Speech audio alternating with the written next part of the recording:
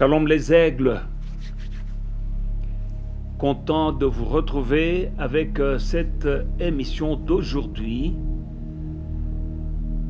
pour vous donner une exhortation pour des moments comme ceux que nous sommes en train de traverser en ce moment.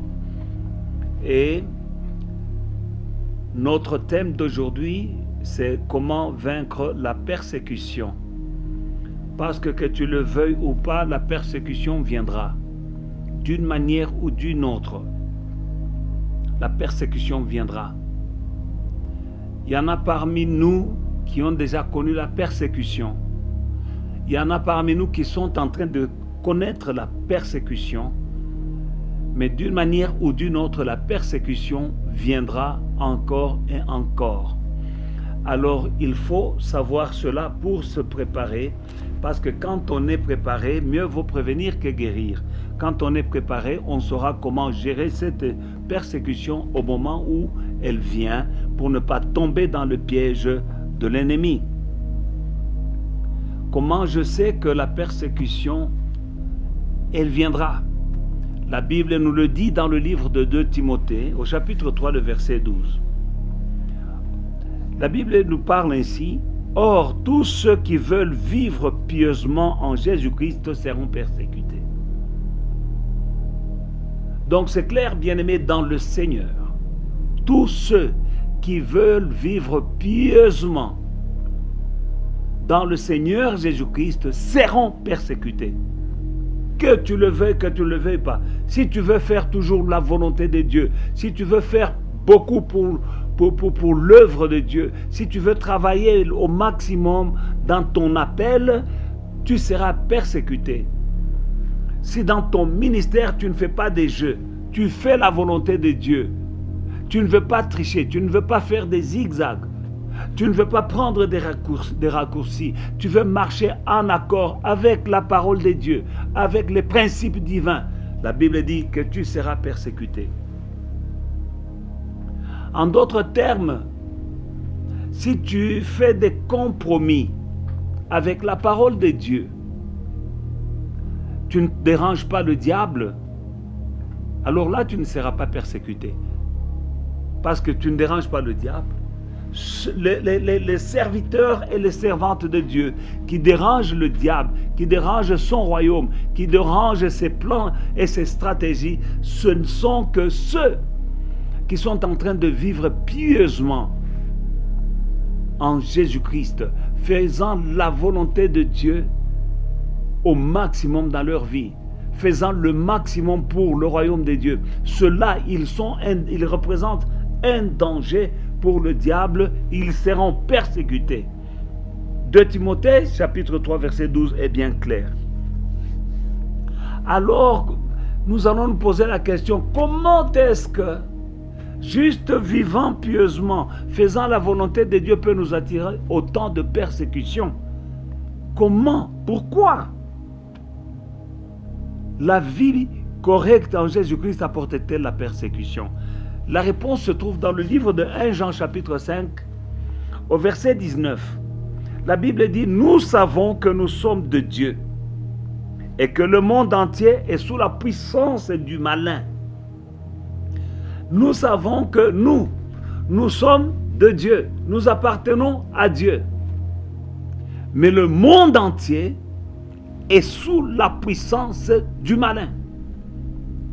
Donc nous sommes en train de vivre dans un monde qui est contrôlé par les puissances des ténèbres. Les forces du mal contrôlent le monde entier, mais nous sommes des dieux. Et souvenez-vous qu'il est le malin, il est le prince des ténèbres. Et toi et moi, nous sommes la lumière du monde. Et l'ennemi opère efficacement là où il y a les ténèbres. À cause des ténèbres, il maintient des gens sous son joug, il maintient la population sous son joug, il maintient ta famille sous son joug. Et voilà que toi, tu viens avec la lumière, et ceux qui étaient sous le joug de l'ennemi, à cause de ta lumière, il y en a qui verront clair. Et ils ne seront plus tombés dans les pièges que le malin leur tend à cause de toi. Il y en a qui verront qu'ils sont dans le piège du diable. Il y en a qui verront le piège du diable parce que tu es la lumière. Tu viens les éclairer. Alors là, tu seras persécuté. Si tu ne veux pas être persécuté, tu dois être du monde. Ou bien parler comme le monde, agir comme le monde, raisonner comme le monde, danser comme le monde, faire toutes choses comme le monde. Alors là, ils t'aimeront. Et tu ne seras pas persécuté. Mais la choix t'appartient, bien-aimé dans le Seigneur. La Bible dit que crois au Seigneur Jésus-Christ et tu seras sauvé, toi et ta famille.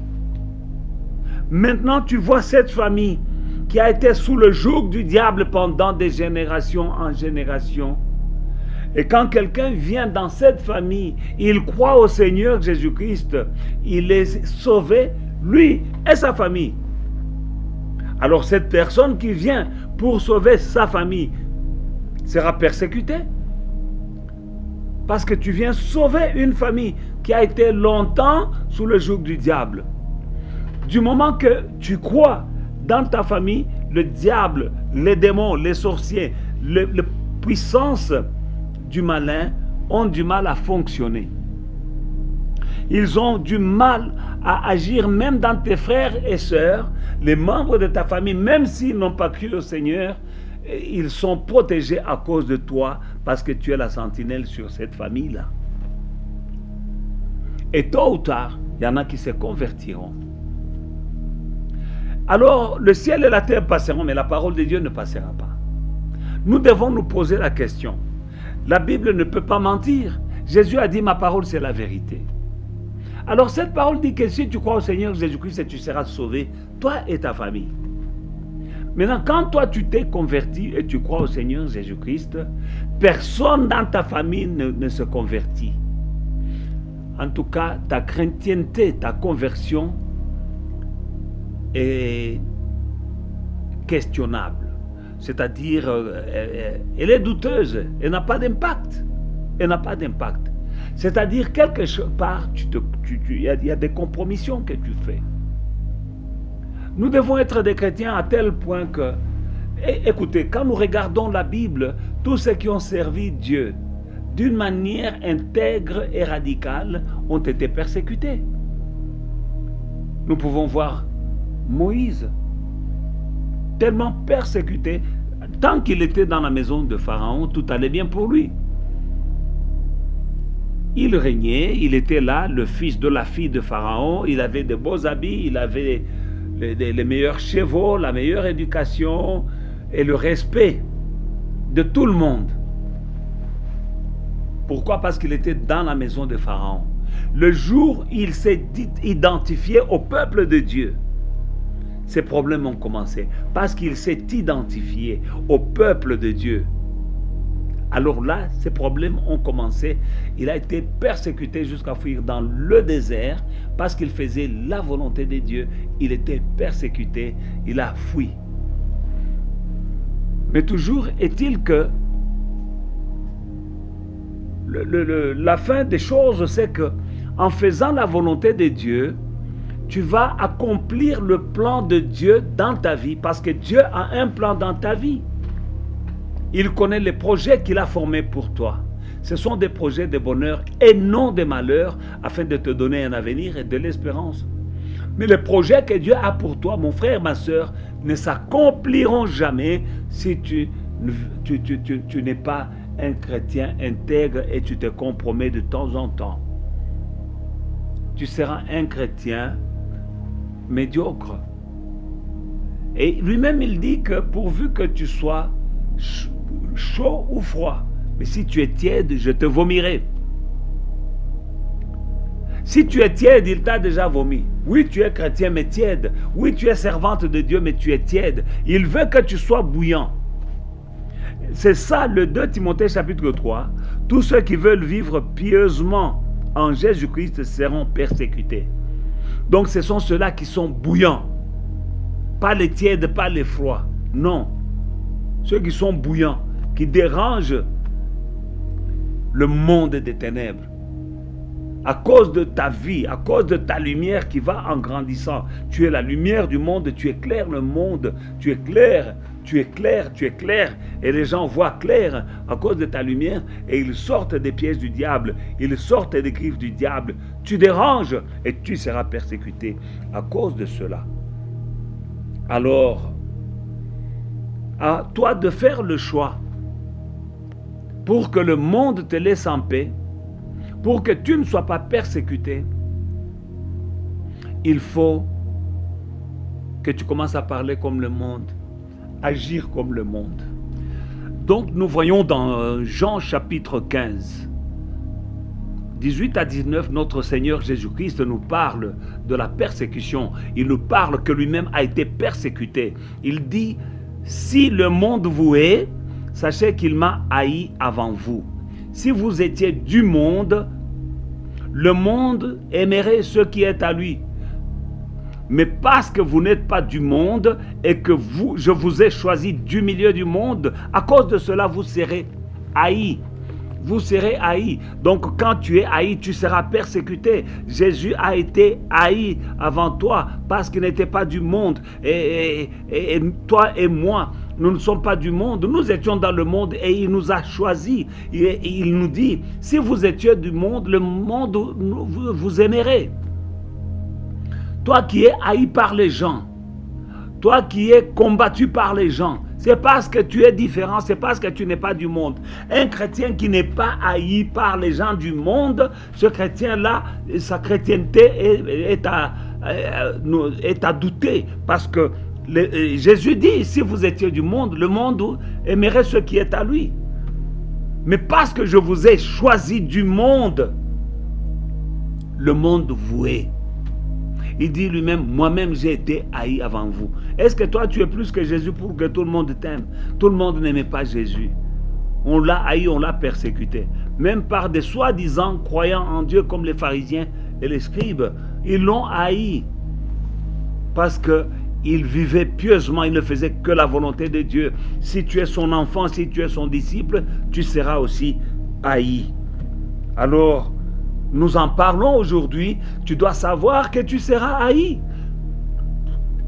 Et quand tu seras haï, tu seras persécuté.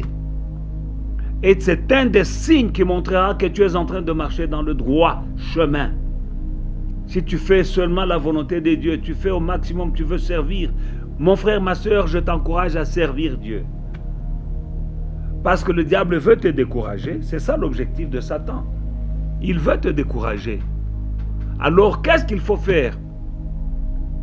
Je vais vous montrer des techniques et des stratégies pour vaincre la persécution. Elle viendra dans plusieurs manières. Dans le livre de Marc chapitre 4, là nous voyons la parabole du semeur. Nous voyons la parabole du semeur. Jésus dit, Jésus se mit de nouveau à enseigner au bord de la mer. Une grande foule s'étant assemblée auprès de lui, il monta et s'assit dans une barque sur la mer. Toute la foule était à terre sur le rivage. Il leur enseigna beaucoup de choses en paraboles. Il leur dit dans son enseignement, écoutez, un semeur sortit pour s'aimer, et comme il s'aimait, une partie de la sémence tomba le long du chemin. Les oiseaux vinrent et ils la mangèrent. Mais une autre partie tomba dans un endroit pierreux, où elle n'avait pas beaucoup de terre. Elle se leva aussitôt, parce qu'elle ne trouva pas un sol profond. Mais quand le soleil parut, elle fut brûlée et sécha, faute de racines. Une autre partie tomba parmi les épines montèrent, elles l'étouffèrent, et elle ne donna point de fruits. Une autre partie tomba dans la bonne terre, elle donna du fruit qui montait et croissait. Et elle rapporta 30, 60 et 100 pour un. Puis il dit que celui qui a des oreilles pour entendre, qu'il entende. Lorsqu'il fut en particulier, ceux qui l'entouraient avec les 12 l'interrogèrent sur les paraboles. Il leur dit, c'est à vous qu'a été donné le mystère du royaume de Dieu. Mais pour ceux qui sont dehors, tout se passe en parabole, afin qu'en voyant, ils voient et n'aperçoivent point, et qu'en entendant, ils entendent et ne comprennent point, de peur que qu'ils ne se convertissent et que les péchés ne leur soient pardonnés. Il leur dit encore, vous ne comprenez pas cette parabole. Comment donc comprendrez-vous toutes les autres paraboles? Verset 14 est très important. Il dit, le semeur sème la parole. Donc, le semeur sème la parole. Donc, bien aimé dans le Seigneur, la parole de Dieu est une sémence. Et quand la sémence tombe dans ton cœur, elle est appelée à te changer, à te rendre productif, à te multiplier, à te faire croître, à te faire grandir. Le semeur sème la parole. Donc, la parole de Dieu, c'est une sémence. Alors, les uns sont tombés le long du chemin, là où la parole a été sémée. Quand ils l'ont entendu, aussitôt Satan vient et enlève la parole qui a été sémée en eux. Les autres, pareillement, reçoivent la sémence dans les endroits pierreux. Quand ils entendent la parole, ils la reçoivent d'abord avec joie. Mais ils n'ont pas de racine en eux-mêmes. Ils manquent de persistance et dès que survient une tribulation ou une persécution, à cause de la parole, ils y trouvent une occasion de chute. Voilà, bien-aimés dans le Seigneur, dès que survient la persécution à cause de la parole, ils trouvent une occasion de chute, une occasion d'abandonner. Voilà l'objectif. C'est Satan lui-même qui vient amener la persécution. Donc il faut identifier l'ennemi réel. Parce que beaucoup d'entre nous se trompent qui est l'ennemi. L'ennemi, c'est le diable. Bien sûr, il utilise souvent les hommes, il peut utiliser des circonstances, mais souvent il utilise des personnes. Alors, le vrai ennemi, c'est Satan. C'est pourquoi, bien-aimé dans le Seigneur, pour vaincre la persécution, il faut bien identifier quel est l'ennemi. L'ennemi réel, c'est qui? C'est Satan lui-même. C'est le diable en personne qui est l'ennemi. Donc, ne t'attaque pas. Le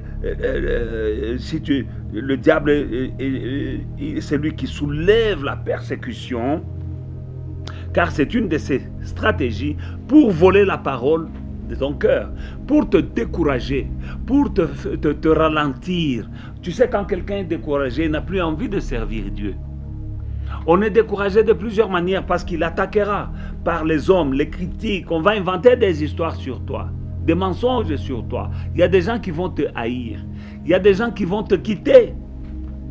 Mais ces gens-là sont utilisés par Satan. Alors voilà pourquoi. Ne tombe pas dans le piège du diable. La solution, bien-aimée dans le Seigneur, c'est identifier l'ennemi. Et l'ennemi, c'est le diable. Et son objectif, c'est de te faire ralentir dans ton appel, dans ton ministère. Ou de faire décourager. Parce que, ou bien tu te fâches. Mais quand tu te fâches, tu perds le contrôle, tu perds le nord.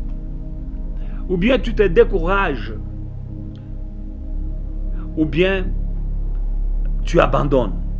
Alors tout ça, ce sont les raisons pour lesquelles il y aura la persécution. Les gens qui t'ont promis de te soutenir ne te soutiennent pas. Ne te fâche pas contre ces gens.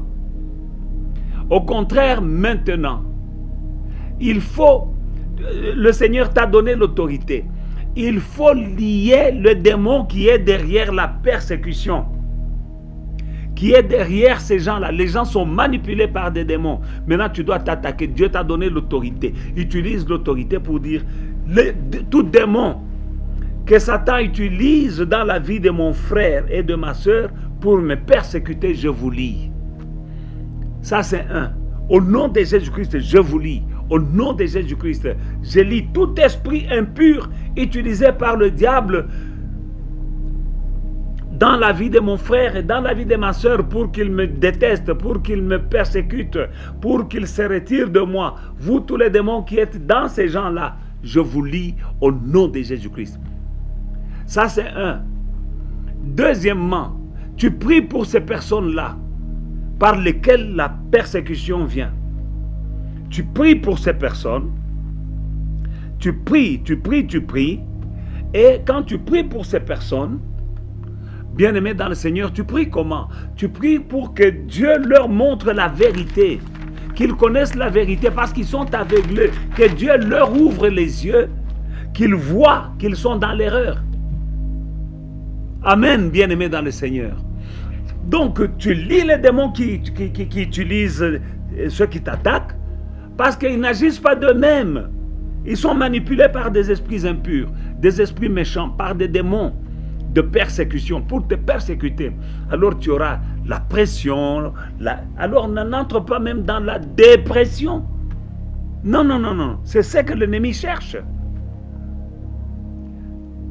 Tu pries, tu lis, tu as une autorité. Tout esprit qui utilise mes frères et sœurs pour me haïr, pour me détester, pour me combattre, je vous lis au nom de Jésus-Christ. Ça, c'est l'étape numéro 1. Numéro 2, tu commences maintenant à prier pour les personnes, pour les libérer. Tu intercèdes pour les personnes, tu dis, Seigneur, libère mon frère, ouvre-lui les yeux qu'il voit qu'il est en train, ou ma sœur, qui sont en train d'être utilisés par l'ennemi. Et la troisième clé, c'est la joie. La Bible dit, la joie de l'Éternel, c'est notre force. La joie, tu commences à te réjouir. Matthieu chapitre 5, la Bible nous dit dans le livre de Matthieu, nous allons lire Matthieu chapitre 5, 10 et 12. 10 et 12, Matthieu chapitre 5. Nous lisons la parole de Dieu. Heureux ceux qui sont persécutés pour la justice, car le royaume des cieux est à eux. Heureux serez-vous lorsqu'on vous outragera, qu'on vous persécutera, et qu'on dira faussement de vous toutes sortes de mal à cause de moi. Alors réjouis-toi. C'est le Seigneur Jésus qui nous recommande cela. Il dit, heureux serez-vous. Alléluia. Bien-aimés dans le Seigneur. Ça peut sembler paradoxal, mais c'est la parole de Dieu. C'est un remède, c'est une clé, c'est une arme. La joie du Seigneur, c'est une arme pour vaincre la persécution. Heureux serez-vous, heureux ceux qui sont persécutés pour la justice. Il y a des gens qui sont persécutés pour les erreurs qu'ils ont commises, les bêtises qu'ils ont commises, mais ceux-là ne doivent pas se réjouir parce qu'ils ont fait des gaffes et ils sont persécutés à cause de leurs bêtises. Mais ceux qui sont persécutés à cause de la justice, pour la justice, en faisant le bien, mais tu es persécuté, à ce moment-là, tu es heureux. Heureux, là veut dire tu es béni, car le royaume des cieux est à eux. Heureux serez-vous, verset 11, lorsqu'on vous outragera et qu'on vous persécutera et qu'on dira faussement de vous toutes sortes de mal à cause de moi. Tu vas endurer des mensonges de toutes sortes à cause de son nom. Jésus dit, tu es béni. Alors, dans le livre de Luc, lui, nous amène même encore plus loin. Dans le livre de Luc, au chapitre 6, verset 23, Luc chapitre 6, verset 23, nous lisons la parole de Dieu. Luc 6, 23. Réjouissez-vous en ces jours-là. Écoutez, non, pour bien comprendre, à partir du verset 22. Heureux serez-vous, Luc chapitre 6, verset 22 à 23. Heureux serez-vous lorsque les hommes vous haïront. Lorsqu'ils vous haïront, lorsqu'on vous chassera, on vous outragera et qu'on rejettera votre nom comme infâme à cause du Fils de l'homme. Réjouissez-vous en ces jours-là et tressaillez d'allégresse parce que votre récompense sera grande dans le ciel, car c'est ainsi que leur Père traitait les prophètes. Bien-aimés dans le Seigneur, voilà le remède ou la clé pour vaincre la persécution. Vous serez haïs, vous serez persécutés. Tu n'as rien fait de mal, mais les gens te haïssent. Continue à servir Dieu. Ne te décourage pas. Ne tombe pas sur la dépression. Je vois parmi les gens à qui je suis en train de parler en ce moment, tu es sous la dépression à cause des finances, parce que les finances n'entrent pas, et il y a même des gens qui t'avaient fait des promesses. À la dernière minute, ils se sont désistés et ils te racontent des histoires. Et tu sais que ce sont des mensonges. C'est une forme de persécution, mon frère. La Bible dit heureux, béni. Tu es béni, mon frère. Ne te décourage pas. Le diable veut te décourager pour que tu abandonnes. Mais si Dieu est pour toi, qui sera contre toi? Jéhovah Jireh pourvoira. Même à la dernière minute, il pourvoira. Au nom de Jésus-Christ, que ce message vous bénisse. J'espère que tu as été béni et que tu as vu quelque chose. Nous allons voir d'autres stratégies dans notre prochaine émission. Soyez bénis. Aimez cette vidéo, likez et abonnez-vous afin que vous ne manquiez pas la prochaine émission. Shalom, que Dieu vous bénisse.